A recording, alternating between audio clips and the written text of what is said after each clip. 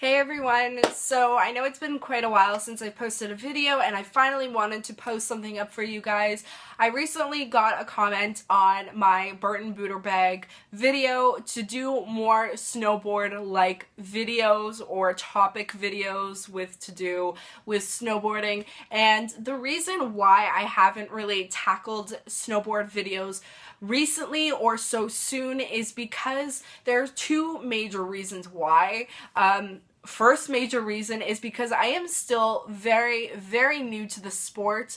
I am still learning a lot about snowboarding, snowboard gear. Obviously, snowboards have a lot to do with this sport, and I am still learning a lot. I learned a lot when I went to the snowboard show, ski and snowboard show, a couple of weeks ago. I definitely learned about the board that I want to grab this year, hopefully, or maybe next year, or the type of board I should be looking for. So there's still a lot that I'm learning when it comes to snowboarding, and I guess the whole idea behind this channel as well is me jumping in and grabbing products without really, either knowing everything about it or not knowing anything at all, and testing them out and seeing how they work and seeing whether or not they work at all, and really sharing that with you guys. Just like any, some people out there, same idea, you've jumped into snowboarding, know really nothing about it, and these are the type of things you're looking for. Basically, that's kind of the one thing that's kept me on the fence about making a lot of snowboard typed videos. But the other major reason as to why I haven't done too much on snowboard gear is because, honestly, I don't really own a whole lot of snowboard gear right now. The only, major pieces that I own are my snowboard boots, my bindings, and my board, and then, of course, my clothing, which I have talked a lot about. In last year, I posted a ton of videos about layering systems, about my coat. If you guys want to check them out, I'll leave a couple of the links down in the description box down below. But the other major reason as to why is because I just, unfortunately, with the financial situation that I kind of have right now, I can't afford to buy not even the board that I really wanted to buy this year. I just wanted a new board, mostly because I feel like I've outgrown my board from last year.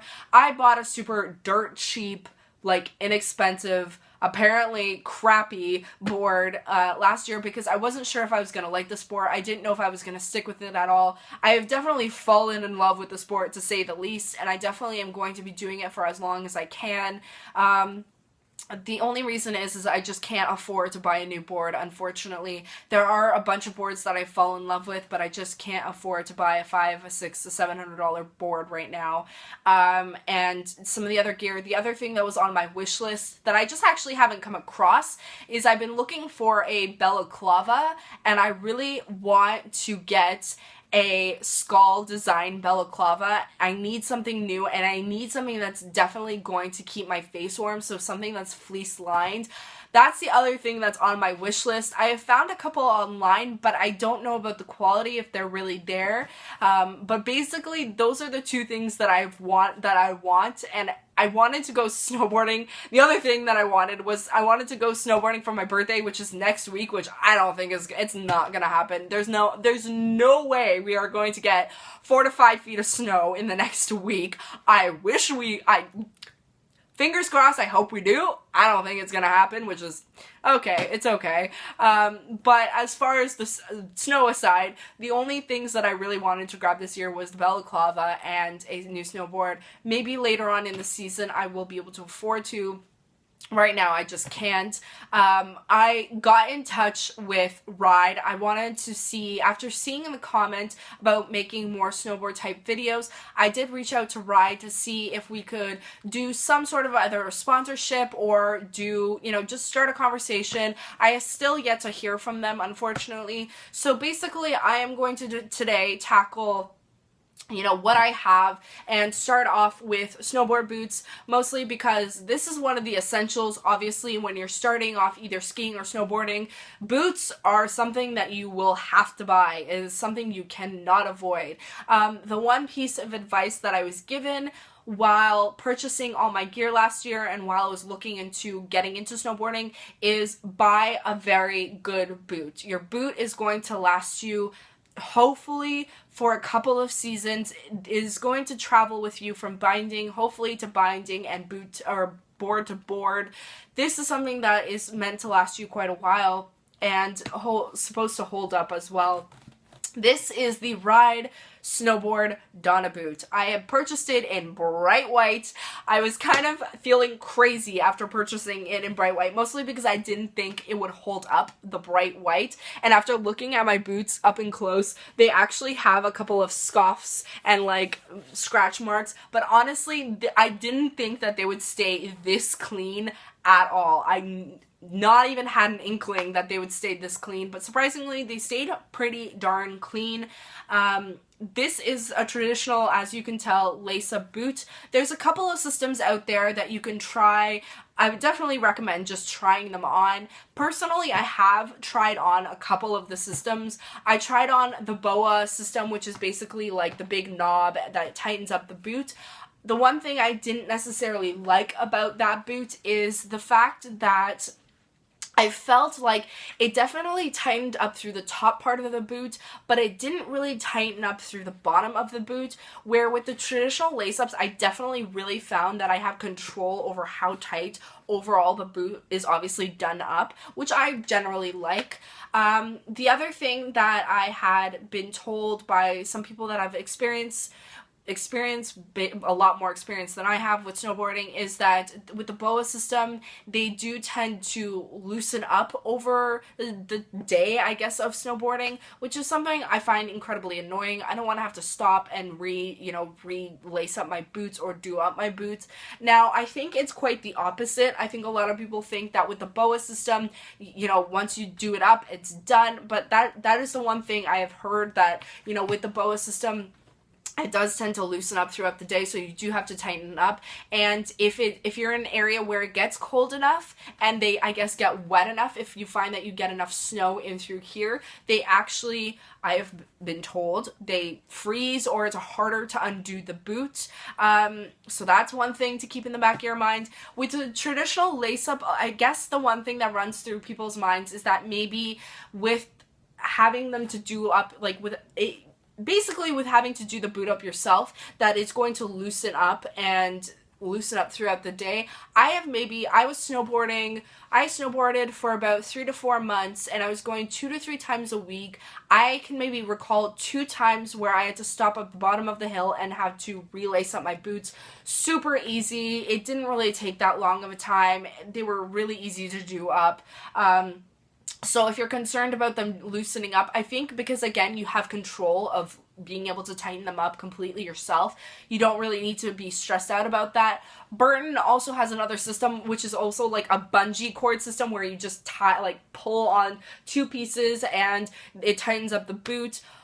That was the only other system that I was willing to possibly purchase, but I had access to getting ride gear, so I figured, why not? I decided to go the traditional route, and honestly, I am happy. I definitely have no complaints about having to do the lace-ups. I think mostly I'm used to, as well, through the winter season, I skate a lot, and skates also have like twice the amount of teeth, and the laces are twice the amount of time, like they take twice the amount of time to do up, and they're harder to do up. So this was really easy to do up. These boots are incredibly comfortable. They're incredibly cushioned. There's so much cushioning going on to these boots that I have absolutely like no complaints comfort-wise. There have been countless times where I've worn these boots home just because they were that comfortable, and they just, no reason to not. They are pretty warm. Overall, I think maybe twice my feet were cold, and that was those days where I was out on the hill and it was like over -40 degrees, and I had no heating pads in my boots or anything, so that's probably when my toes were cold. The socks that I wear with these boots, I wear the Burton Snowboard socks. Best socks I've ever worn in my entire life. Incredibly warm. I wear them through the winter season as a regular sock as well, so hopefully I'll be able to get my hands on some more Burton Snowboard socks in the next couple of weeks, because they are just so cozy and they're so soft and they're so warm. So that's basically what else goes on in this boot, or what goes in this boot. On the inside of this boot, there is a bungee system kind of thing as well. It's going to be hard to see because it's black on black, but you have this cord where you just pull up and it tightens up the inside of the boot. You pull this guy down, which is now just being tangled up, and there's a little button at the bottom where you can hear it. I'll just unclick it. It just clicks on, you take the cords, you stuff them in, you do up the boot, and then you just do up the boot like that.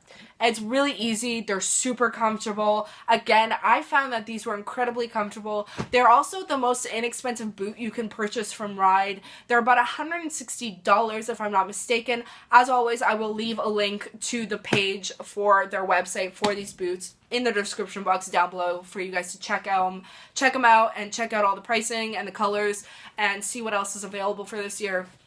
I know that traditional lace-ups, they're not as popular. They're not made as widely with a lot of the brands, but honestly, I found absolutely no problem with them. I love them. I thought they were very easy. They were very convenient. And overall, a great beginner boot. If you guys are looking to get, for all you guys and girls that are looking to get into snowboarding, I would say, you know, if you're looking, the one thing that you are looking to buy brand new, definitely grab a good boot. Try on a couple pairs. Somebody as well asked me on my Burton Booter Bag review video recently what size boot I wear. With the Ride boots, I wear a size 10. With Burton, if I'm not mistaken, I was a 9.5. I don't remember. We're talking a year ago. I think it was about a 9.5. Just like clothing, all the brands, they fit the same. Sizes fit differently. So try on a couple pairs, try on a couple of styles, see what you think, and then go from there. If you're looking, again, for something inexpensive, I would say stick with the Donna Boots, stick with traditional lace-ups. There's nothing wrong with these types. They're incredibly comfortable, incredibly durable, sturdy. They're fairly light. I mean, they've got a little bit of weight to them, but that's the one thing with snowboarding you're going to have to get used to. A lot of the gear, once you get it all on, there's a lot of weight to it. So I hope that some of you out there, if any of you are looking to get into the sport or looking for a new pair of boots, but you're not looking to blow a lot of money, I would highly recommend checking these guys out. I hope this video has helped. I hope that I will definitely be posting more gear videos, hopefully up in the next couple of weeks or in the next couple of days as well. So check back with me and see what else I've posted. I hope you guys are having a wonderful day. I hope you are staying warm, and thank you. I just want to thank you all for watching my videos, for commenting, leaving questions, the good and the bad, I'll take whatever. But I really want to say, first off, just thank you for all of you who have been sitting through and watching my videos and just asking questions and getting in touch. If you guys want to get in touch with me, as always, I will leave my Twitter and my Instagram down below if you guys want to get a hold of me quickly, or if you guys want to leave a comment in the description box or in the comment section down below, we can start a conversation. I'll answer any questions that I can to the best of my abilities. Or if you guys want to check out my website, I will leave a link to it down below as well. I hope you guys are staying nice and warm. Thank you, and I will see you guys next time.